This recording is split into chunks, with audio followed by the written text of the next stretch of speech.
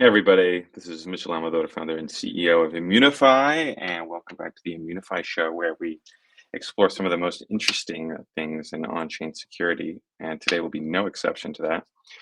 I want to introduce all of you guys to Alec Harrell, the security lead at Jito, one of Solana's most exciting projects, of course. Alec has big responsibilities, and we're going to hear all about them and how he navigates those challenges over there. A few things that we'll be touching on over here is a little bit about how you think about infrastructure security on the Solana side, how Jito is protecting some of the most important things on that network, especially with regards to economic security and how to think about that, which is not everybody's problem, but absolutely a critical one when you're operating at massive scale. We'll be touching a little bit on liquid staking, a little bit on DATs, digital asset treasury companies, and how they integrate or interface with the on-chain ecosystem, and whether there are proper and righteous limits to decentralization, especially from a security perspective, amongst many other things. Should be very interesting. Welcome, Alec, among us. Thank Now, you for having me. My pleasure. Now, first question, and this is like we're gonna do a proper intro here, right? But you've got the ball in your court. We always want to hear who you are. So tell us, who is Alec Harrell, and spare no detail that would be interesting to your fellow security practitioners, because we're all quite keen to know who is the one protecting Jito at scale. Yeah, sure. So hard to summarize one's background when you've kind of bounced around in terms of technology the way that I have, but I'll do my best. The first almost 10 years of my career was in just consulting. So I was always the interesting part about that is you see and work for a lot of different CISOs. I've probably worked for over 100 organizations over the course of my career. I see what different programs look like, what good looks like, what good culture looks like, what good tooling looks like. And in that consulting capacity, where I started off was actually graduated UC Santa Barbara with a computer science degree, first of all. And I started thinking that I wanted to do software development full time, which is what I started in. I'd worked in all the software development that I did. I started off by doing always with a security slant. So I focused on development in highly regulated environments, things like thermal camera image development, things that are regulated by the U.S. government, and then definitely healthcare and financials and things of that nature. And that was for a cybersecurity company, because companies would hire us to do that type of development, which was highly sensitive. And then I moved on into more security centric practices. So that would be things like privilege access management, some of those core foundational pieces that you see for large scale enterprises to secure, again, their most sensitive assets. And that's where I then jumped into kind of melding the two of those skill sets together in application security and DevSecOps type work. So I spent some time not only doing auditing code, but rolling out things like static application security scanning solutions, and doing that kind of work. Also doing some pen testing and some code auditing, things like that. After I finished my stint in consulting, I was looking for something where my first job where I could be full time and contribute. And obviously, I'd seen what good looked like to me, and that's where my first jump into foray into crypto, if you will, was at Galaxy Digital. So I started working there as a product security team member, where again, very anything that we looked at was secure by design was the idea. So anything that was either that we brought in to run or that we were designing, we were just integrated directly with the teams that were building it. So, and we can talk about a lot more about that later and why that was so important. But at that point, then I was responsible for anything that was DeFi and blockchain, and running any of the security around that. And so at that point, I saw the opportunity for Digital Labs to run in. I had known what top tier team they were, and that's where I had hopped over to Jito. So now in my current capacity, I'm responsible for all things security. And Jito has done a great job securing everything Jito since before I joined. I've only been on for about 6 months or so. So clearly they've got a great track record to do what they've done without me. But now we're just looking to continue to level up what's already been done there. And that spans everything from the enterprise stuff to the development side of the house and product security and secure by design. So that's me. Gotcha. Very exciting. Now, one thing I wanna understand a little bit more of there is the foray into security in the first place. Was that an artifact of this kind of first projects that you took, or was that something that was always wriggling at you? Like you had that mentality, you had that interest, you had that impulse. Like most computer science graduates, most software engineers, they do not trend that way, but you did from the beginning. How did this happen? Yeah, that's a really interesting point. So when I was writing, I enjoyed first figuring out how things worked. That was the fundamental reason why I love software development so much, is like figuring out how it worked, making it work, and then just seeing, it function was amazing.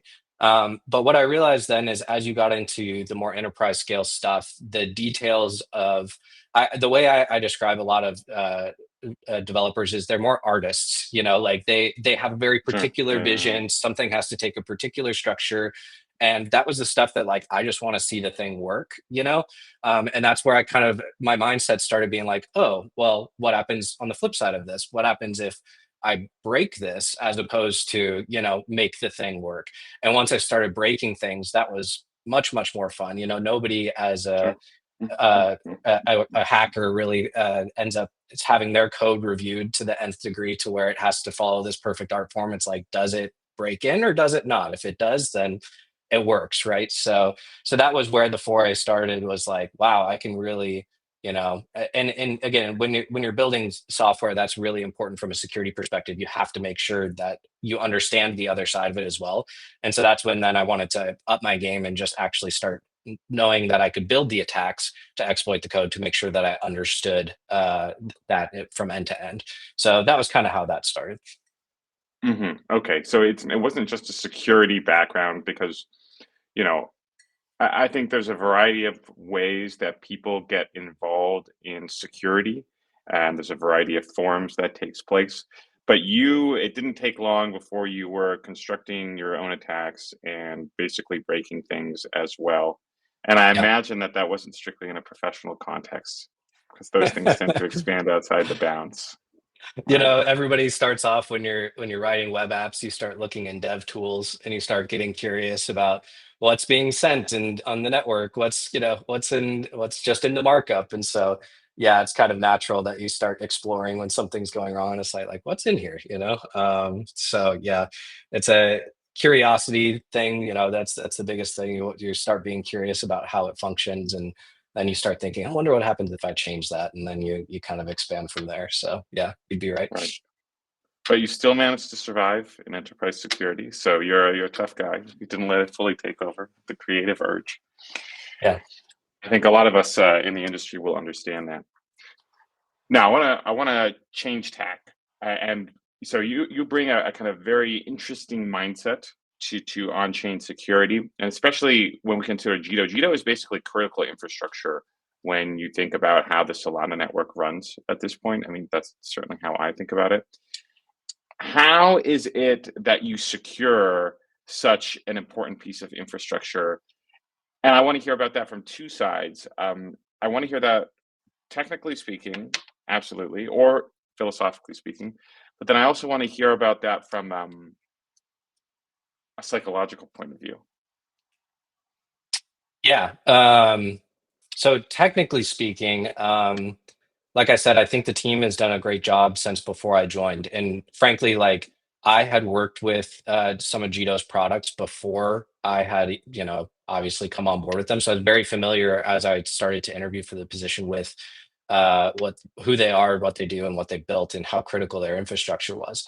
And just kind of rewinding a bit, when I was looking at that, like again in my product security capacity, you we took nothing at face value, right? So you don't just take some new validator client like Jito's and run it just because it has a good reputation in the industry, right? Like everybody was Sure, moving over sure. towards it, a good percentage of the network was using it.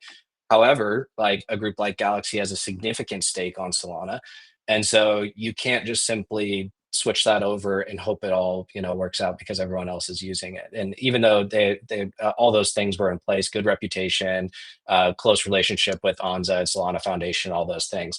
So, you know, when I started looking into it, it's funny because in my experience in enterprise security, a team of 20 people could never build something like this. Like there's Sure. no possibility of that kind of critical infrastructure not only being possible but just being secure. And so that's why like my spidey senses were tingling when I first started looking at the products.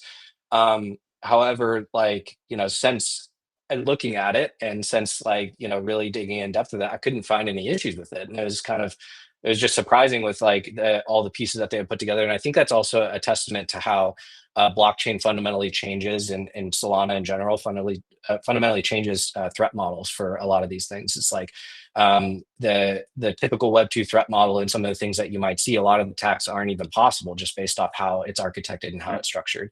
Obviously, there's new ones as well, but we can get to that. But and then when I came on and I joined Jito, it's like by far the best, most technical team I've ever worked with. And it started to make sense to me. Was like the team that they've assembled is definitely just rock star developers who don't only understand, they understand what every single line of code does from the top to the bottom level, and that's so super important when it comes to a security perspective, because I don't have to lecture them, let's say, on like, well, what about if there is this type of string that could get Mm, passed in? Um, so I guess securing that infrastructure from like from the technical perspective, a big part of it is product security. If the code is sound, if the design is sound, then you're going to limit a lot of the risks that can come out of that. And a lot of mhm, Solana is like that. Like there are some vulnerabilities that can come out that obviously would be an issue if we're not able to patch as a network quickly enough. But fundamentally, that's what a lot of that comes down to. So that's the biggest thing. The other thing is just how Jito has decentralized their risk, and they're very public about that. Like we have a DAO to control a lot of our stuff. Like it's not like mhm. any single person can do one thing. And that also is really important to make sure that we're decentralizing that risk as well. So a team of 20, one person isn't responsible and have all the weight on their shoulders. Um, so I'd say, I mean, that's kind of how that side of things has come together. I mean, there's a lot that we're doing on the enterprise side as well to secure now. Like I would call that more Web2 typical security that we're improving on. Mhm. But the Web3 side has always been very sound. And then from a psychological perspective, how we how we secure that, I mean, it's not lost, I think, on any of us how important and just how paramount the infrastructure is. We do take, I was just super impressed with how much, not only how serious people took it, but just the audits and the kind of integrations we have with some of the top partners in the space. So OtterSec, Onza, Okay. asymmetric. We work very closely with those teams to ensure that as we build that, not we already have these guys that I said I can't speak highly enough about their capability, and then you bring on these other teams to further look through and audit and assess the code as we build. And I guess that's the part from a psychological perspective that helps us sleep at night, is like we're not in this alone. We make sure that we leverage the best partners that we can. We have great talent internally, and then from a design perspective, we ensure that we by ourselves don't have so much control over something that we could impact the network. Right? That's our goal, is Sure. just to make sure that we're democratized enough in that way. So yeah, I don't want to say that it completely reduces that fear of something happening. Right? There's always the possibility, and it's always scary, but that's at least what helps. So That sounds great. I think overall, a lot of security leaders I know, they often feel like the weight of the world is on their shoulders, that they have yeah. these immense burdens, and that a lot of their colleagues may not understand. Like security, in most organizations, security is really nobody else's business except for the security teams. And people would like to make it such, but like you just cannot convince marketing people to ever care that much, right? It's kind of a loser's Yeah. game. But you seem to have this privileged environment where you have some really strong partners. I know a number of those firms. We work with them quite closely, and it sounds amazing to have them in your court and know that you guys can depend on this together. It must lift Absolutely. a lot of the And burden.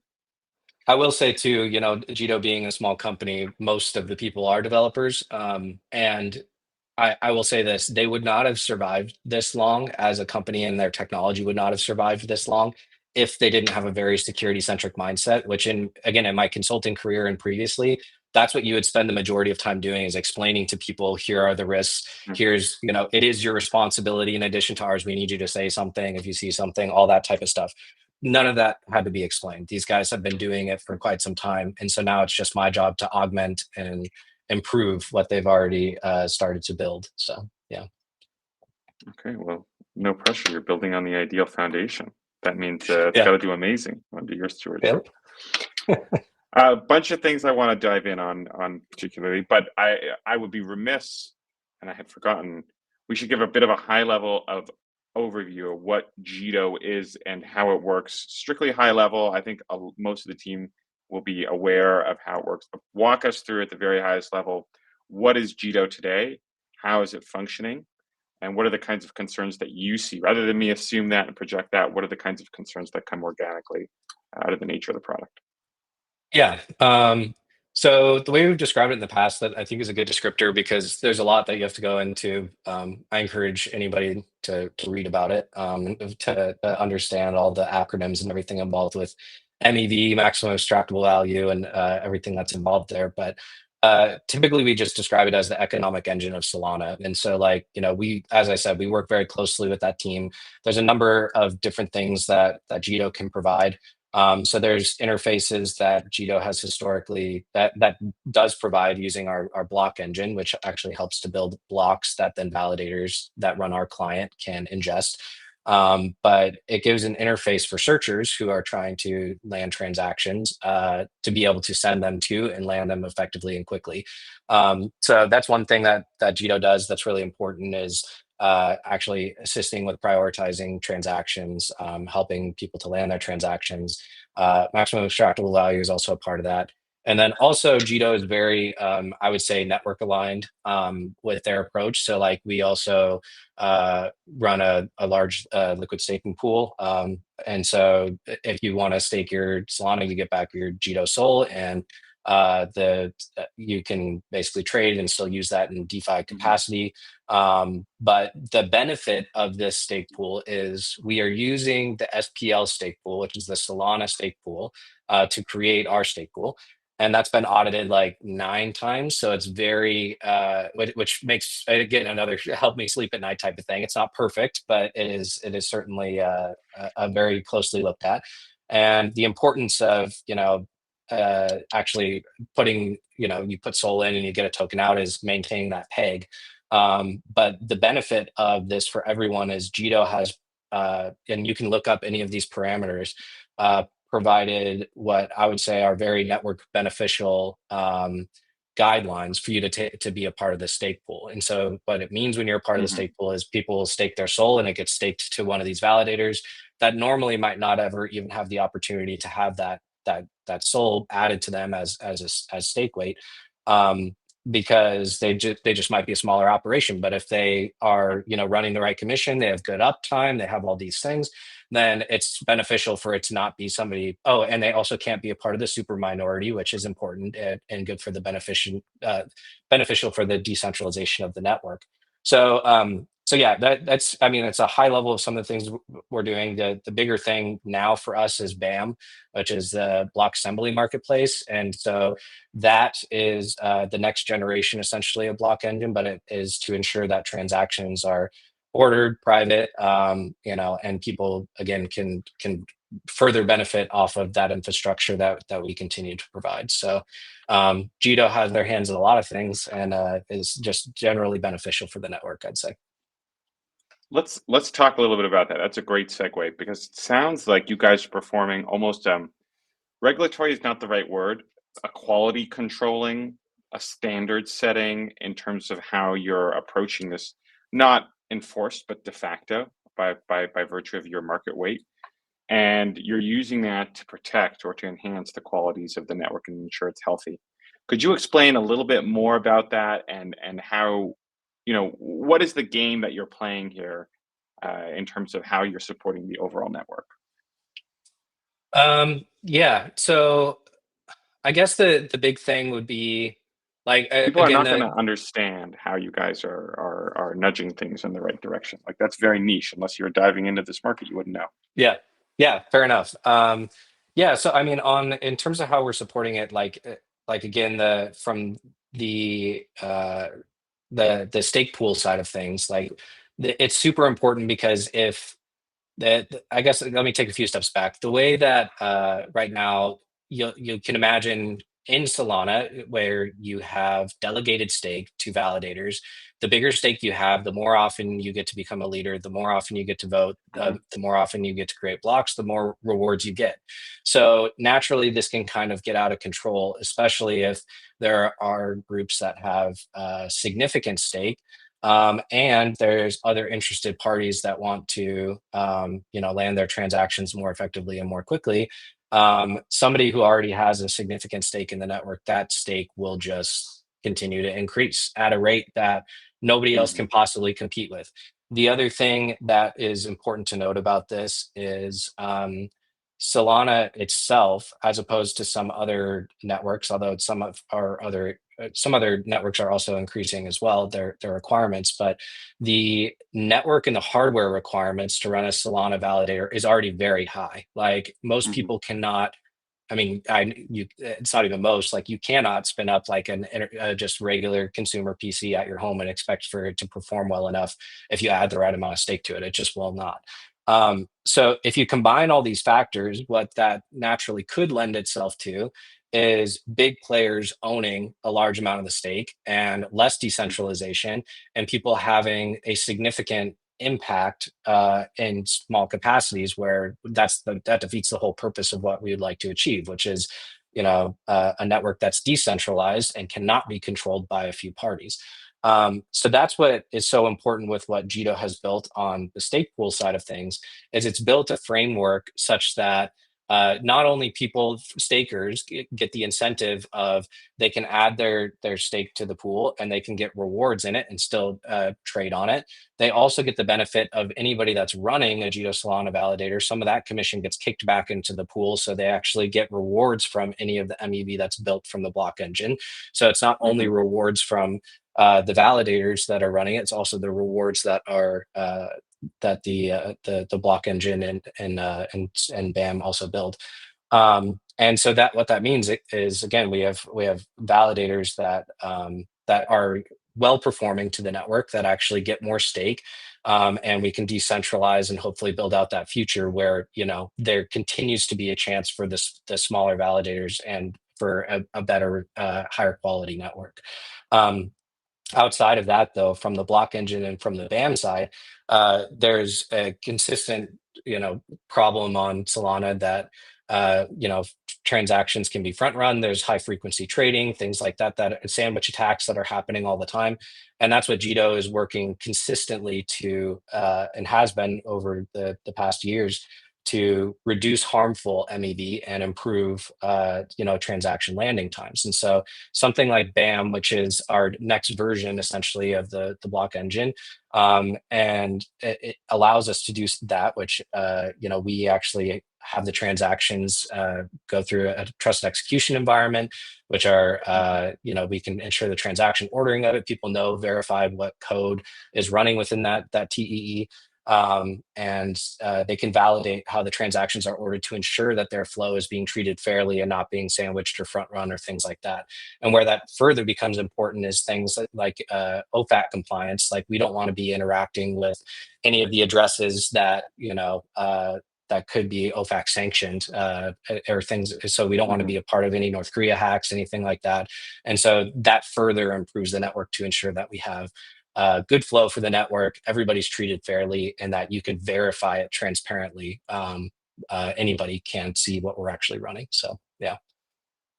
Okay. There's a lot of different points that are interesting there.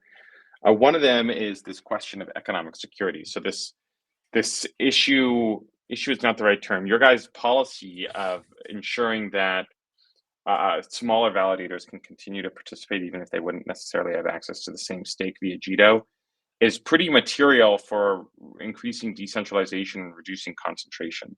And here Yes. I'm thinking of like early Bitcoin when everybody's Bitcoin mining and the extreme concentration in just a few pools of effectively all activity and the periodic drama that would unfold as these pools competed with each other. People got caught doing funny business or whatever, and thankfully Bitcoin was a pretty simple system. We didn't have, anything like MEV back then that people would or could use. Otherwise, it would have been, a way more dramatic situation. But it's interesting that you guys are thinking about that. And the way that you're doing it is specifically enhancing this value prop of neutrality and decentralization and resilience against capture fundamentally. Is that a correct way to think about it?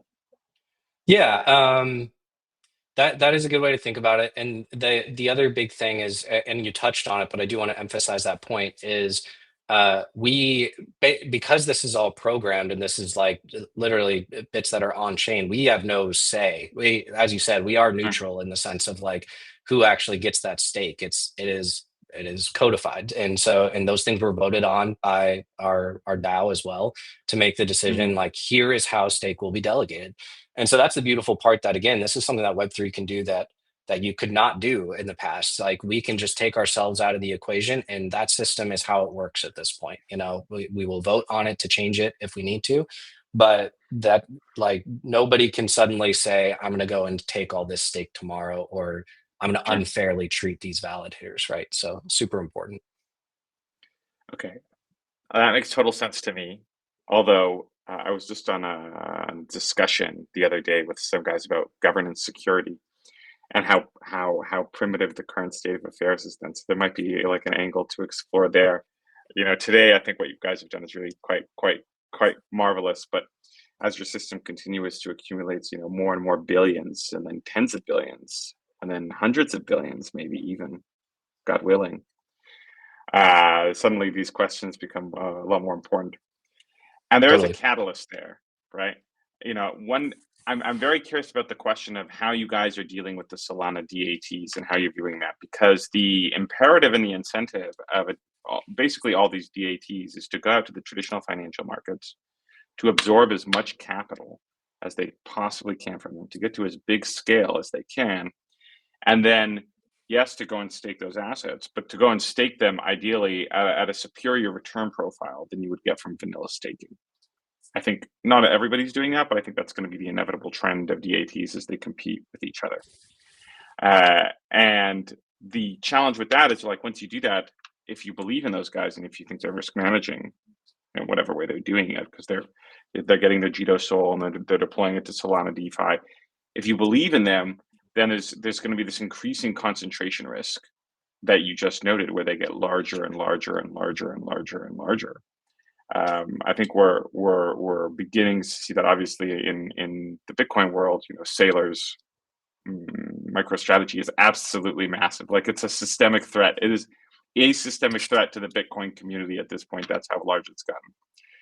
And that puts you guys in an interesting position where, on the one side, these guys are excellent customers for you, right? They should be using Jito. They should be fully committing. They have a lot of value to bring to the ecosystem, a lot of value to add. And on the other side, that economic security question is kind of writ large the more they succeed. So I'm very curious, how you guys are thinking about the DAT question, and from a whole perspective, yes, but then especially on a security perspective, how do you balance serving customers on the one hand, serving stakers, and then not creating future systemic risk on the other? Yeah. I mean, there are things like exactly what we're talking about with the LST and the liquid staking pool, that, like, again, because it's something that's codified, we can ensure that we have certain checks in place to make sure that validators are getting, have a chance to be able to take part in the economic security of the chain. In terms of DATs, I mean, they're obviously there's always going to be inevitably there's going to be groups that will always have the ability to acquire and continue to grow the number of assets that they have and then deploy them accordingly. Um, I think from the security perspective on it, the big thing that I think about when I think about DATs is uh, I have concerns on how they risk manage and how they actually evaluate things to actually evaluate different DeFi protocols, different projects to actually invest and put their assets into. Um, and I think that's probably the bigger concern from like a systemic risk is like, yes, they have the ability to acquire and grow the number of assets, and they have the ability to deploy them, and that can be useful for something like for Jito. I have confidence, obviously, in our product and our protocols, but like there is always that next shiny, protocol out there that's promising, 12%, 15%, whatever APY, and people don't have the technical capacity and they don't want to be the ones to miss out on getting that type of a reward. Um, so I think that we can control what we can control, and from that perspective, um, when something like the liquid staking pool, we can continue to democratize access to make sure that the chain is secure.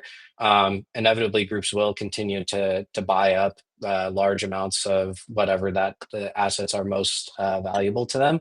And I think the big thing that is, like I said, systemically risky to me is making sure that these DATs understand the risks and specifically all the bits that they're actually putting their assets into to ensure that this doesn't become, like you said, like a fundamental risk to everybody by having such a significant stake involved in the process. But my hope would be that DATs can also continue to take advantage of things, like if they acquire a large amount of SOL, if they want to actually put that into the stake pool, then they also are contributing to the benefit of the network by actually staking that with many validators that get to run the stake accordingly. So yeah.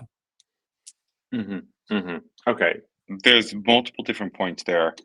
I want to unravel the DAT one. So you have concerns about the way that they're risk managing in general. Is that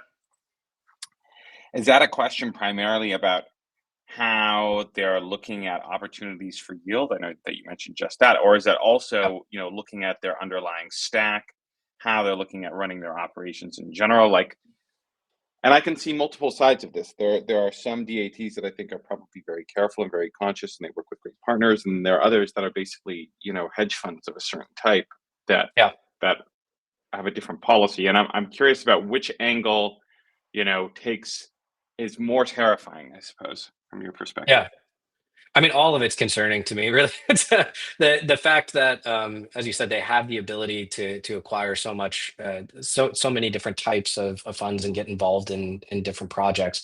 Um, I think inevitably groups of this size can take millions of dollar losses and not feel it as much, And so if they can get put significant investment into projects to where the inevitable yield outweighs any potential losses that they see, then they will continue to take risks, right? And so that is definitely a concern for me. Is like, do some of them have good operational security, Web2 security? Yes, I used to do quite a bit of work with a lot of the TradFi groups.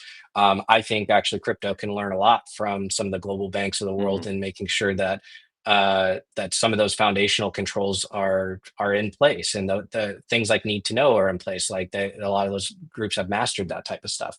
Um, but on the flip side of that, they don't have a ton of experience with the on-chain world. And so, do we just start to take things at face value? Like, we have an audit or two done by a reputable firm.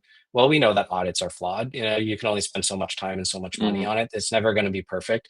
So is that enough to where, does that fit in the risk profile of a DAT to where they say, yeah, now we can go and invest millions of dollars in this protocol, and that's not going to harm or hurt anything, right? I think those questions have yet to be answered, but as more of this institutional money or even the DATs get further and further involved, that there is definitely a centralization risk there as well in terms of just how much is invested in by a single or multiple, few Sure, entities. So sure. Yeah, I'm 100% sure there's going to be drama unfolding in the years to come with the DATs interfacing with the industry. But on the other hand, it was always going to go that way, right? yeah, exactly. You I mean, know, in certain ways, that shows the success of the industry, right? So like the right, fact right, that right. this is happening is a good thing. What we can do is just build technology that continues to, espouse the things that we want on chain, which is the decentralization aspects and the continued security of it, and continue to do what we can to protect people's transactions and make sure that big money can't get in the way of a good experience. So, yeah. 100%, 100%. Now, I have some questions. Okay, thinking about like a practical security stack, the security stack that you're running, or that you wish most of these Solana projects, or even the DATs themselves would run. What do you think that stack of tooling looks like? Like, yes, we understand the Web 2 problems, but what should we be doing to keep ourselves secure? You mentioned audits. What else is on your mind? Um, so the biggest risk to me right now in any crypto centric firm is still like the low hanging fruit for attackers right now is still the human element. I mean, the technology is so good and it's so it's like I said, it fundamentally changes a lot of the security models that we have. And so the things that we have to look out for, and the biggest hacks that we've seen, I guess first and foremost, are the things that, you get a fish and something happens, or some Web2 component has significant impacts over everything else. And Hmm. so security of the endpoint is super important right now, not only from a preventative perspective, but also from a response perspective, and having the ability to restrict what uh, can actually be reached out to. So like, what does that stack look like? I mean, your EDRs and things like that, I don't have the most trust in. Those are pretty standard tools, and they do miss stuff. That's expected. But definitely limiting what prizes an attacker wins if they get on the endpoint. That's super important. So making sure that we have limited Hmm. sessions, that we have anything that has a critical asset on it, everything is logged, audited, monitored, that we have the ability to control access to those sessions.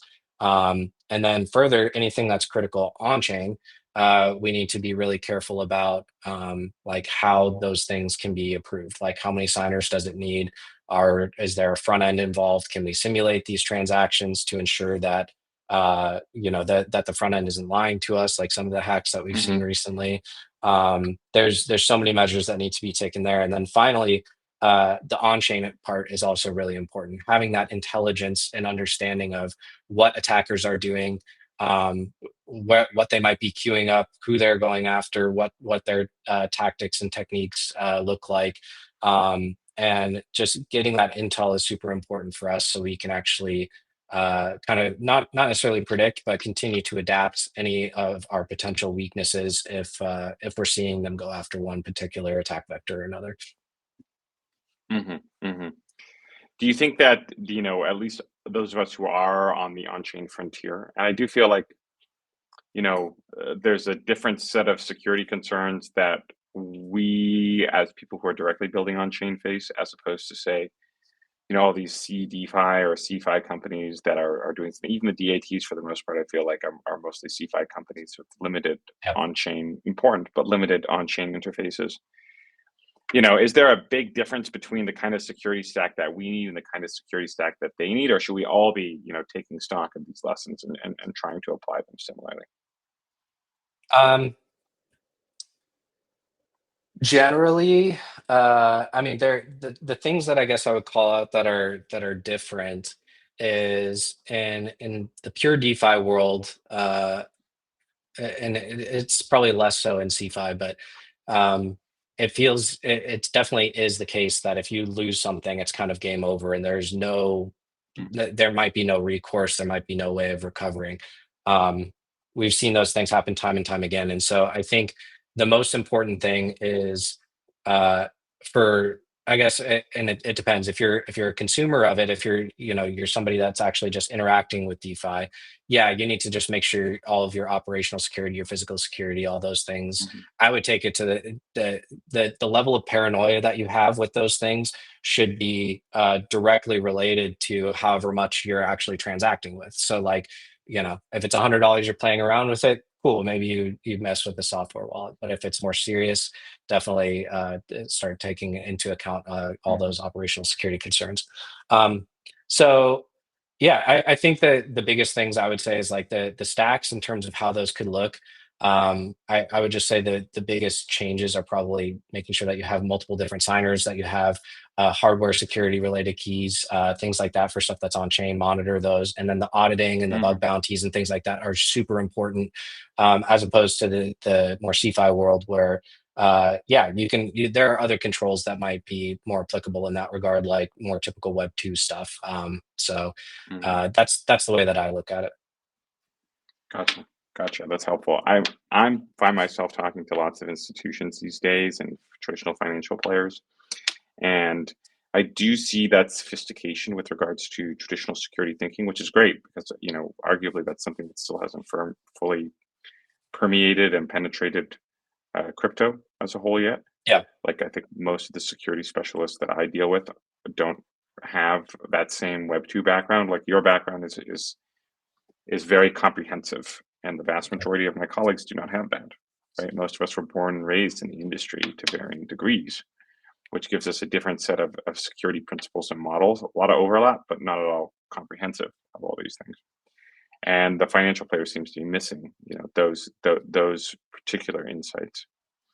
Hmm. Yeah, I do think it's that's a really great way of summarizing it. Is both sides, each side has something to learn from the other, right? And that's actually why I think I stepped into the a perfect role, is because this team has been doing stuff on chain for a very long time. They understand the risks and they're very good at the on chain components. Not to say that I can't help them there, but that has been fundamentally the most important part of the company when it's really small, is to make sure that everything that's on chain that people are interacting with has the highest level of security around it and that there are not flaws there. The team has done an excellent job with all of that. And then where I can come in is bring in a lot of those additional hardening components that you would see in a typical Web 2 environment, right? Like the thing that's fundamentally different, I'd say, even in the for the Web 2 side of this is, firewalls are no longer a thing anymore. Hopefully they haven't Sure. really been a thing in the industry for some time, because there are still a lot of companies that are like, if I open a port tomorrow, it's game over. That still should not ever be your security posture at Sure. this day and age. Um, but everything that we basically do is public, right? Like it's all on chain. Everybody can interact with it, and so we have to make sure that the defense in depth measures are especially strong. That you have authentication for everything, that following that zero trust paradigm, ensuring that you have EDR, that, all these tools to harden the individual connections between endpoints, Hmm. and ensure that there is no slip up of of something that being able to something being exposed that should not be. I mean, at the end of the day, for us, there's really not a lot of things that you could expose that would be like a major, like, oh, that caused an issue, because there are other controls in place at all times to make sure that wouldn't cause impacts. So yeah, and that's again the secure by design aspect. I think is especially strong for people that are in crypto, for the most part. Where we're missing the mark as a community is yeah, the Web 2 bits. Like, are we hardening our endpoints? Are we doing vulnerability management and patching? Like, it's less important in Hmm. these designs, but it's still fundamental. So Could you tell us, you use that term security, secure by design? I'm a little familiar with that, but and I believe I know exactly what you're referring to, but I don't think most of my colleagues will, because it's not a term from our industry per se. That's a principle yeah, that we apply that comes from, but that framing is from a different environment, that's foreign one. Could you explain what exactly that is and what that means? totally. Yeah, so and it's actually something that I think people might look at kind of controversially, but when you start to distill, really, you have to really look at a threat model, which is like understanding the types of risks and the types of attack vectors that are possible in order to understand where by design plays. The most simple example I can give is, A lot of developers, when they first start writing, web apps or things like that, naturally you want to create a login page, right? A naive developer will start off by taking that password and storing it in the database and doing a string match. Well, does it fundamentally work? Yes. The design is flawed in the sense that if somebody gets access to that database, they win prizes. If there might be other types of injection that are possible. Um, so that design is not secure. So then you move over to something a little more secure. Can we hash it? Can we Sultan hash it to where now, like, we can do a comparison, but even us on the other side, we can't access it because fundamentally we don't need to. We just need to be able to compare Hmm. and let people in.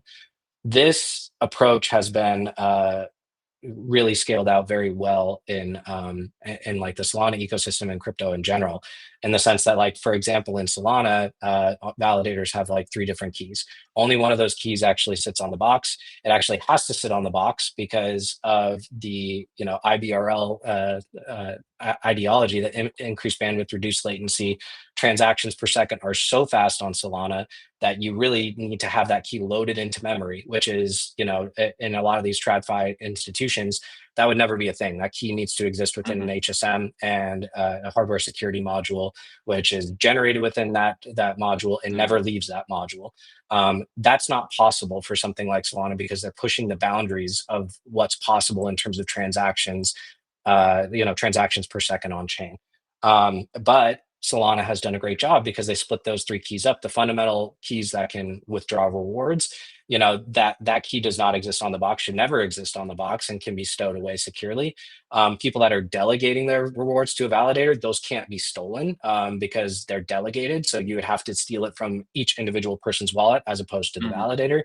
So these are the things that are fundamentally so important. If there's a vulnerability tomorrow that's a 0 day that allows you access to get into a validator, your impacts are fairly limited because of the design. And so that's what's so important about secure by design. Hmm. Hmm. Makes total sense.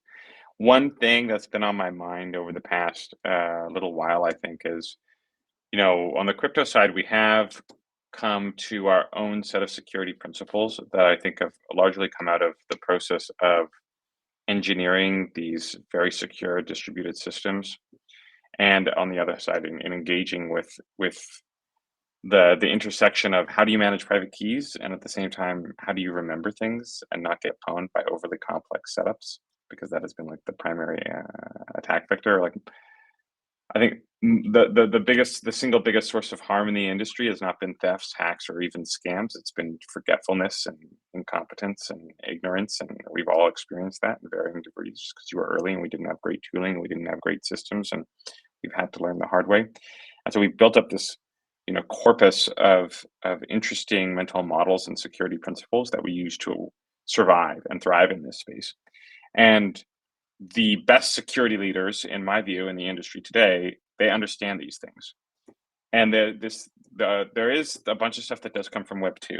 Like, defense in depth was not a principle that we were applying very much in crypto 5 years ago, but today is everywhere. And we rightfully recognize that is exactly, it's so obvious now, but that's not something that we were doing back then, right? If you remember, I don't know if you were around when I was innovating on the bug bounty side, but that was only 5 years ago that people were just using audits when thinking about on-chain security, which is crazy, but that's how it was. And now we have a whole security stack, and that's how it should be.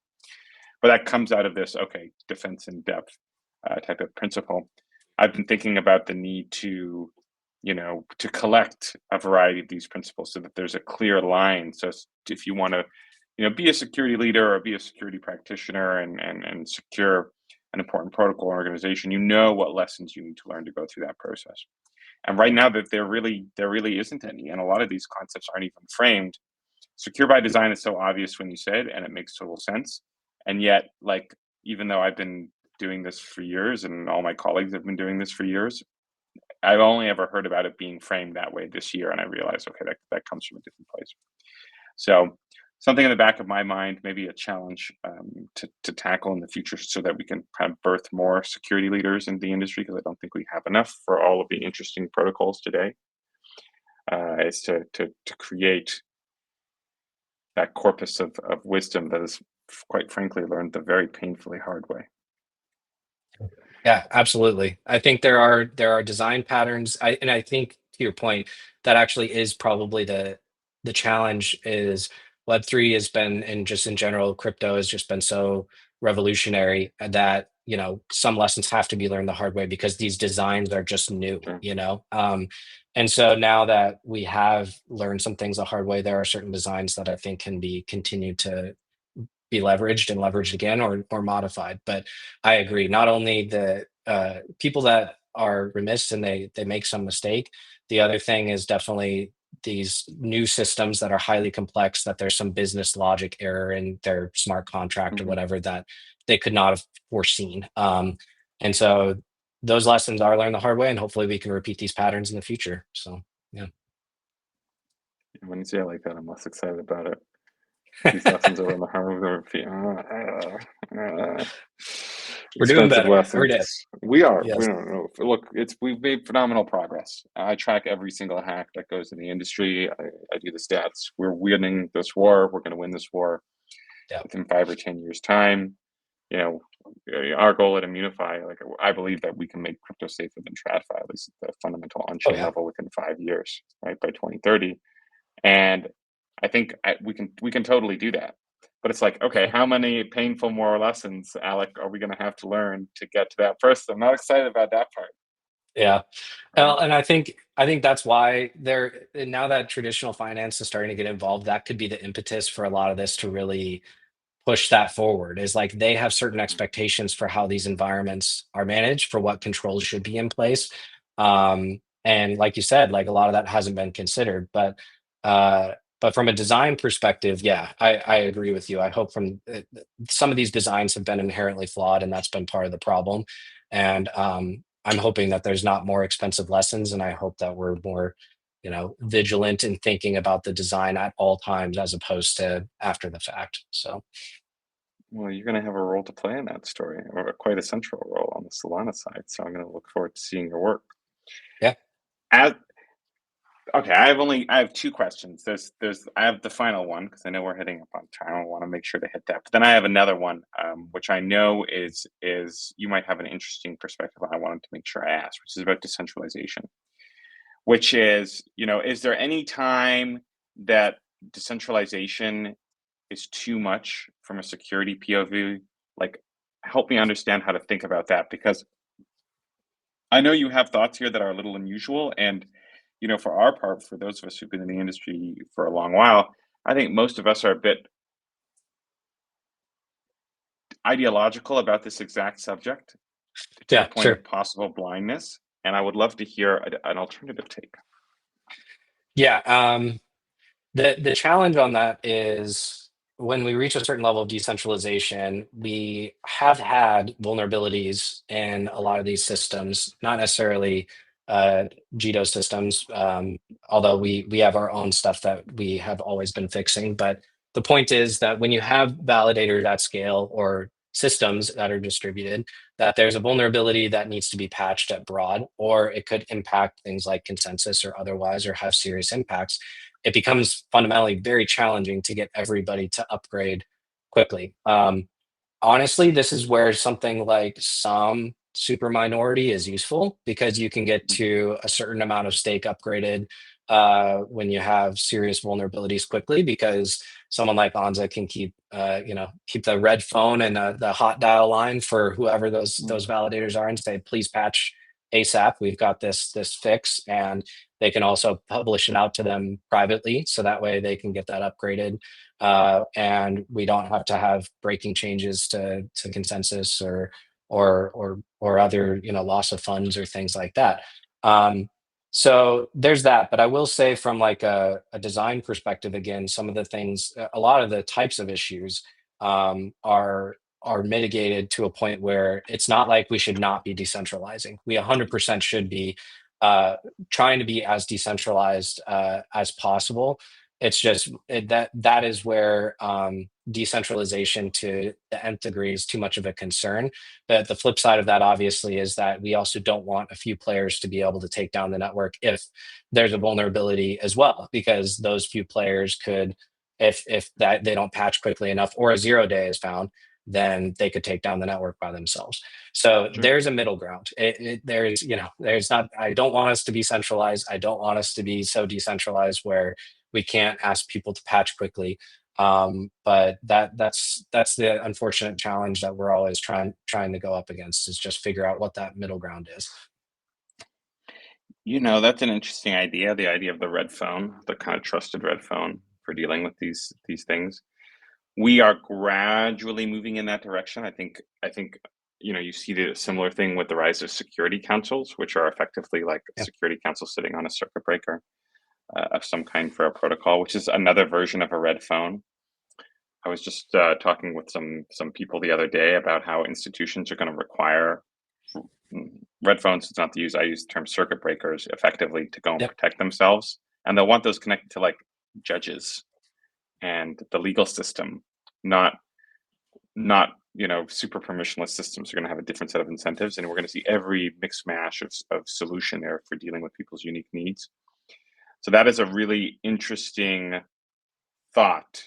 You should write something up about that. I would love to read the polished thinking of someone who's kind of grappling with this problem on a regular basis on the Solana side, ensuring both the performance of the overall system and its security, and what's the right balance. Because it's probably true that we don't need a maximally decentralized system, and indeed, if we look at how that has shaped up in some other environments, it's not always ideal.